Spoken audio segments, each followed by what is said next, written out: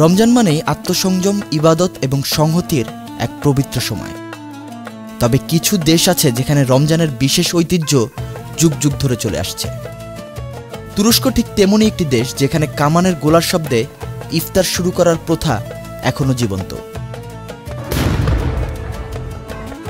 তুরস্কের রমজানের অন্যতম আকর্ষণ কামান থেকে গোলা ছুঁড়ে ইফতারের ঘোষণা দেওয়া। ইতিহাস ঘাটলে দেখা যায় অটোমান সাম্রাজ্যের সময় থেকেই এই রীতি প্রচলিত। তখন ঘড়ি বা আধুনিক প্রযুক্তির সুবিধা ছিল না, আবার মাইকও ছিল না যে দূর দূরান্তে আজান ছড়িয়ে পড়ত।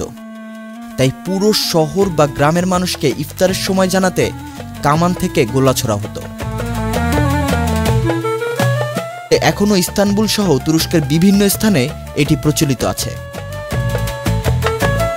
তুরস্কে পুরো মাস জুড়ে শহরগুলোতে থাকে নানান আয়োজন।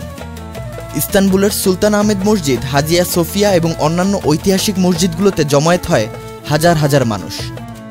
তারাবির নামাজের সময় মসজিদগুলোতে ঝুলানো হয় মাহিয়া নামে বিশেষ আলোকসজ্জা, যাতে লেখা থাকে ইসলামিক বার্তা।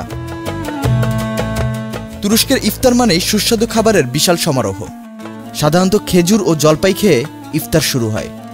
এরপর পরিবেশন করা হয় তাজা রুটি, মোরগ বা ল্যাম্প স্যুপ, কাবাব, বোরেক এক প্রকার পেস্ট্রি এবং বিভিন্ন রকমের সালাদ।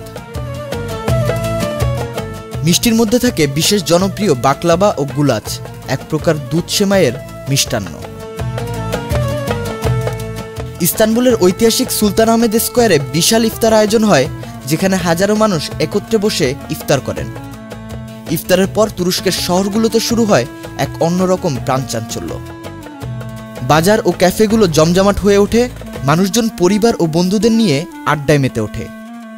বিশেষ করে গ্রান্ড বাজার ও স্পাইস মার্কেটে রমজানের সময় বিশেষ কেনাকাটা ও খাবারের আয়োজন থাকে।